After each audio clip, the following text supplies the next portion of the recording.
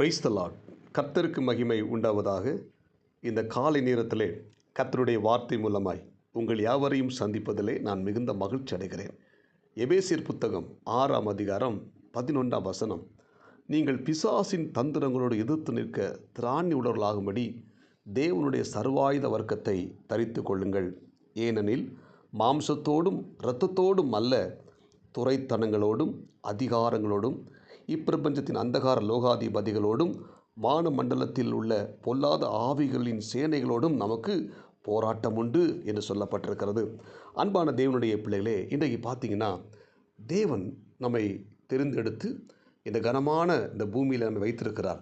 இந்த பூமியில் வைத்திருக்கிற நமக்கு ஆண்டவர் சொல்லுகிற ஒரு காரியம் என்னென்னா, நமக்கு மாம்சத்தோடும் இரத்தத்தோடு நமக்கு போராட்டம் அல்ல, நமக்கு என்று சொல்லி போராட்டம் என்று பார்த்தீர்கள் என்றால் இங்கே சொல்லப்பட்ட 4 விதமான காரியத்தோடு கூட நமக்கு போராட்டம் இருக்கிறது. துரைத்தனங்களோடு, அதிகாரங்களோடு, இப்பிரபஞ்சத்தின் லோகாதிபதிகளோடு கூட, வானமண்டலத்தின் பொல்லாத ஆவிகளோடு கூட நமக்கு போராட்டம் இருக்கிறது. இந்த வசனத்தை வாசிக்கும்போது இன்றைக்கி பார்த்தீங்கன்னா அநேக தேவனுடைய பிள்ளைகள் தங்களுடைய போராட்டம் யாரோடு கூட வைத்திருக்கிறாங்கன்னா, மாம்சத்தோடும் இரத்தத்தோடு. இந்த மாம்சம் என்பது பார்த்திங்கன்னா மாம்சம் என்பது நம்முடைய உறவுகள், இரத்தம் என்பது நம்முடைய உறவுகள். அல்லேலூயா. நம்முடைய குடும்பத்தில் கணவன் மனைவி, நீங்கள் திருமண நிகழ்ச்சியை பார்த்துருப்பீங்க. திருமண நிகழ்ச்சியில் கணவன் மனைவி கையை பிடிச்சி அந்த போதகர் சொல்லுகிற ஒரு வார்த்தை என்னென்னா, இவள் என்னுடைய எலும்பில் எலும்பும் என் மாம்சத்தில் மாம்சமாக இருக்கிறாள். அவள் மாம்சம் என்பது மனைவி, குடும்பம், பிள்ளைகள், உறவுகள், இதெல்லாம் மாம்ச ரத்தம். இன்றைக்கி நம்ம என்ன செய்கிறோம்? நம்முடைய ஆயுதங்கள், தேவன் கொடுத்த அந்த சர்வாயுத வர்க்கத்தை எடுத்து நம்ம என்ன செய்கிறோம்? இவர்களோடு கூட போராடி கொண்டிருக்கிறோம். இவர்களோடு கூட நமக்கு போராட்டம் அல்ல.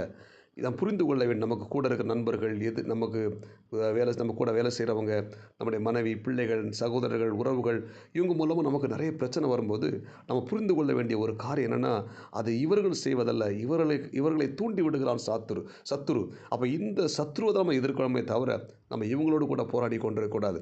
அப்போ நம்ம என்ன செய்யணும்? நம்முடைய எதிரி என்பதை யார் என்பதை புரிந்து கொள்ள வேண்டும். சத்துரு தான் எதிரி. இந்த 4 விதமான இந்த சத்துருடைய சேனைகள் நமக்கு எதிரியாக இருக்கிறாங்க. அப்போ இவங்களோடு கூட என்ன செய்யணும்? யுத்தம் பண்ணுவதற்கு நம்ம தயாராக இருக்கணும், ஜாக்கிரதையாக இருக்கணும். நீங்கள் பார்த்தீங்கன்னா அந்த யோபுடைய நண்பர்கள் யோபை விமர்சனம் பண்ணுறாங்க. ஆனால் யோபு என்ன செய்கிறார்? இறுதியில் பார்த்தீங்கன்னா யோபு தன் நண்பர்களை மனதார மன்னிக்கிறார். அவர்கள் விமர்சனம் பண்ணலை, அவர்களை சாத்தான் விமர்சனம் பண்ண வைத்தான் என்று புரிந்து கொண்டு அந்த யோபு அந்த நண்பர்களை மன்னித்தார். ஆனால் சாத்தானை அவர் ஜெயித்தார். ஆமென்.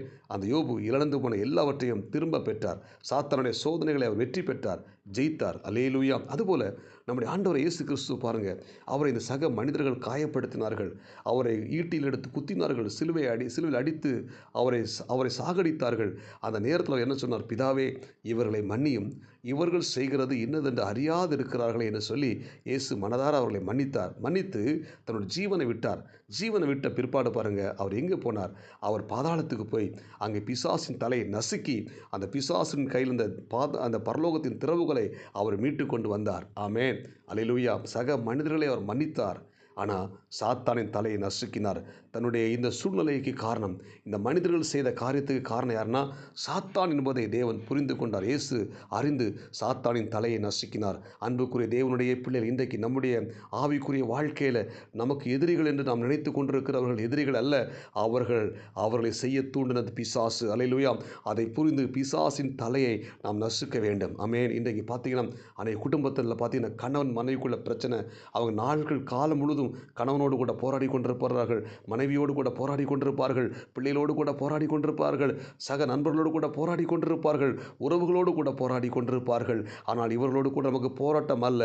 இவர்களோடு கூட போராட்டம் பண்ண வேண்டாம் என்று ஆண்டவர் சொல்லியிருக்கிறார். இது போராட்டம் அல்ல. ஆனால் நம்ம யாரோடு கூட போராட வேண்டும்? பிசாசோடு கூட போராட வேண்டும் என்பதை புரிந்து கொண்டு இன்றைக்கு தேவன் கொடுத்த அந்த சர்வாயுத வர்க்கம், சத்தியம் என்கிற கச்சை, நீதி என்னும் மார்க்கவசம், ஆயத்தம் என்கிற பாதரட்சை, விசுவாசம் என்னும் கேடகம், இரட்சணியம் என்னும் தலைசீரா, வசனம் என்கிற ஆவியின் பட்டத்தை எடுத்து நமக்கு எதிராக செயல்படுகிற சத்துருவின் வல்லமைகளை முறியடிக்கிற அந்த வல்லமை நம்ம பெற்று அவனை மேற்கொள்ள தேவன் நமக்கு இன்றைக்கு கிருபை தருவாராக. ஆமென்.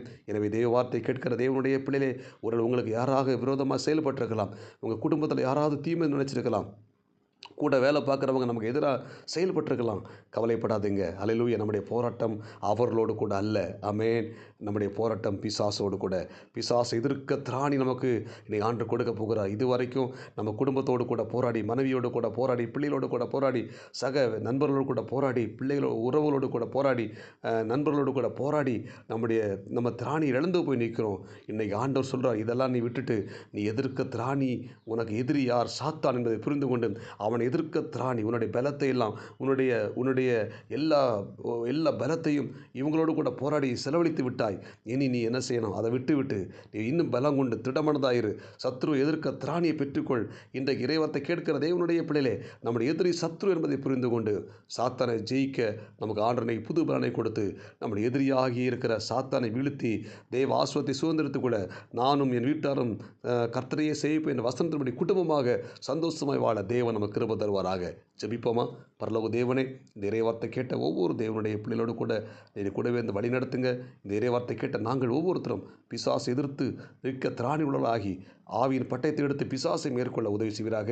இதுவரைக்கும் நாங்கள் எங்கள் குடும்பத்தோடு, இரத்தத்தோடு, மாம்சத்தோடு கூட போராடி கொண்டிருந்த ஆண்டவரே, எங்களுக்கு ஒரு நல்ல சத்தியத்தை வெளிப்படுத்திருக்கிறீங்க. நாங்கள் இனிமேல் எங்கள் குடும்பத்தோடு, எங்கள் நண்பர்களோடு கூட போராடாமல் சத்ருவோடு கூட போராட உதவி செய்வீராக. இந்த இறைவார்த்தை கேட்ட எல்லாரும் ஆஸ்வதிங்க. இந்த நாளுக்குரிய கிருபை கொடுங்க. இயேசு கிறிஸ்துவின் நாமத்தில் ஜெபிக்கிறோம் நல்ல பிதாவே, ஆமேன். God bless you. உங்கள் யாவரையும் கர்த்தர் ஆஸ்வதிப்பாராக. இந்த நாள் உங்களுக்கு இனிமையாய் அமையட்டும். ஆமேன்.